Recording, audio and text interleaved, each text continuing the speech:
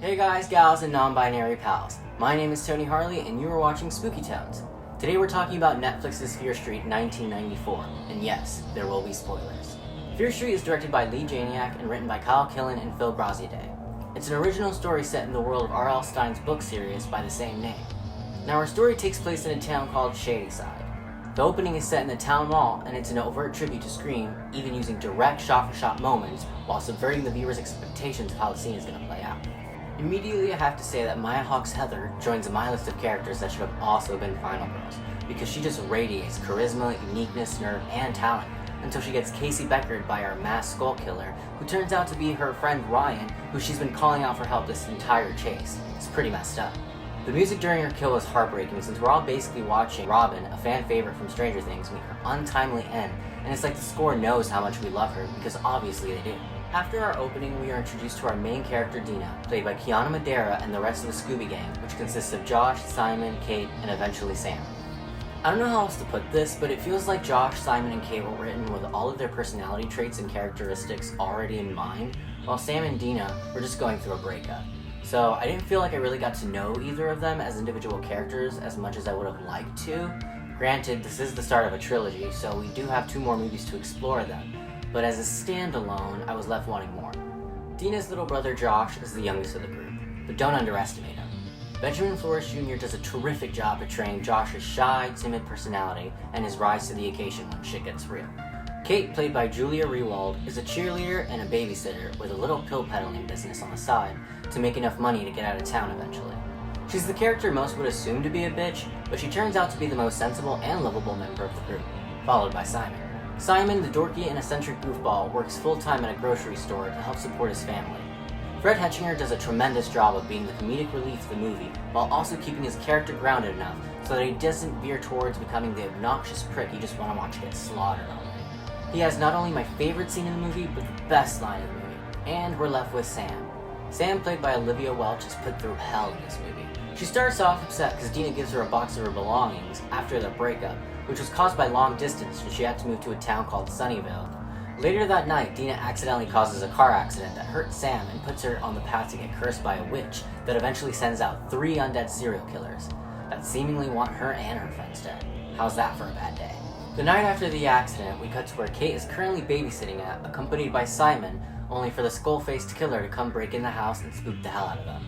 The scene is filled with multiple homages to the original 1978 Halloween, and the scene right after is a hospital sequence, so of course when this happens I'm thinking about Halloween too. The best part of this act for me is our leading ladies having a huge fight only to be interrupted by the skull-faced killer and run for their lives while holding hands like the fight didn't just happen. Our leads catch up with the rest of the gang and run out of the hospital to get away.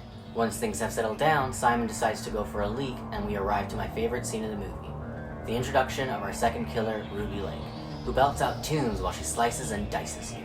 My heart was racing the entire time during this scene. I thought Simon was done for the moment she slashed his foot, and watching him fight for his life while that eerily upbeat song was playing sent shivers down my spine. But thankfully he's saved by Sam.